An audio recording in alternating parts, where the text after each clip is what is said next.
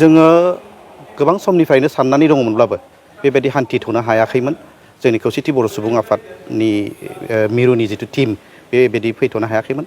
दा जोङो दिनै फैनो मोननानै बा फैनो हानानै जोबोद गोजोननाय मोनदों। मानोना जोंहा गोबां माखासे रायजोफोरजों बिदि माने मोगा मोगि जानाय एबा सावरायनायनि माखासे गोबां बेबायदि थांखि दङ। दा बेहाय मा होनो जोङो दहाय एसे आगोलसो बङाइगाव जिल्लायाव हान्थिजेनबाय। दा बङाइगाव जिल्लायावबो जोङो गोबां माखासे बाथ्राफोरखौ रायज्लायबोबाय रायजोफोरजों बेदिनो लोगो हमनानै जोंनि दानि जिथु बर'फोरनि बिटिआरनि बायजोनि बर'फोरनि जिखिनि माखासे थासारि बिनि सायाव जों गोबां सावरायबोबाय।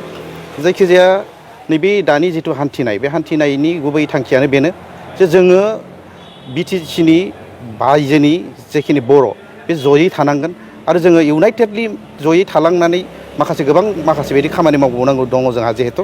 दा बेखायनो जोङो नैबे दहाय जिथु नोंथांनि जिथु सोंलु बे सोंलु बायदि जोंहा नैबे माखासे मा होनो एजुकेसन लाइनाव प्लास आरो गुबैयै नैबे मा होनो बोथोर सोलायनायनि जिथु आबहावा बिनि सायाव जोङो बांसिन स्ट्रेस होनानै खामानि मावनो नागिरदों।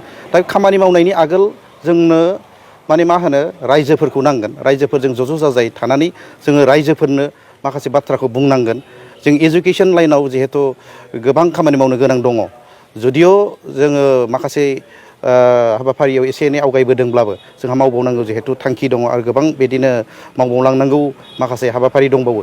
बेनिखायनो जोङो दा गासै जिथु गं 22 जिल्ला जोङो हान्थिनो नागिरदों। जोङो गिबियावनो बङाइगाव फैबाय। नै दा जोङो बर्तमान धुबुरी जिल्लायाव दङ।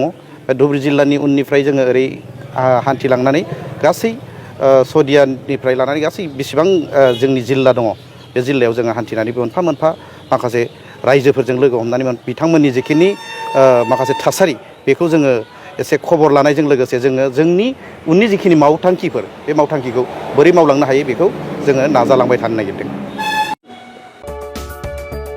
नोंथाङा गोबां रां आरजिनो गोसो जादों नामा? जुदि गोसो जादों अब्ला नोंथांनि थाखाय मोजां खौरां। New India technologies master franchise all Assam ATM service Hitachi ATM and Tata Indicash ATM फसंनानै नोंथाङाबो गोबां रां बुथुमनो हागोन। लाइमोनफोरनिफ्राय जागायनानै बैसो जानाय गासिबो बैसोनि सुबुंफोरानो बे फालांगिजों गोरलैयैनो रां आरजिनो हागोन।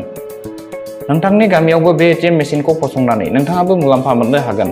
बांसिनै मिन्थिनो थाखाय 7002005072 एबा 9401230135 जानबुं अनजिमायाव दिनैनो सुलाद ला।